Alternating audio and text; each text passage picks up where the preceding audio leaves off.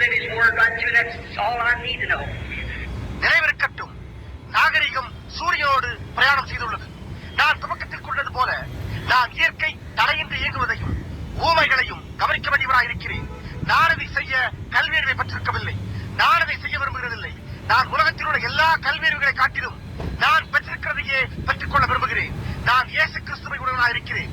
நான் அவரை அவருடைய வார்த்தைகள் மூலமாக ஜீவிப்பதை காண்கிறேன். நான் அறிந்து கொள்ள விரும்புவதெல்லாம் அவ்வளவுதான். If a man is born to the Spirit of God, he'll search the Scripture and see if it's the answer for today. The answer of the day is Christ. Christ is the Word. When the Word comes to life, it shows the life that's promised for today. ஒரு மனிதன் தேவனுடைய ஆவியில் பிறந்திருந்தால் அவன் வேத வாக்கியங்களை ஆராய்ந்து அது இந்நாளுக்கான பதிலாய் உள்ளதா என்பதை காண்பான்.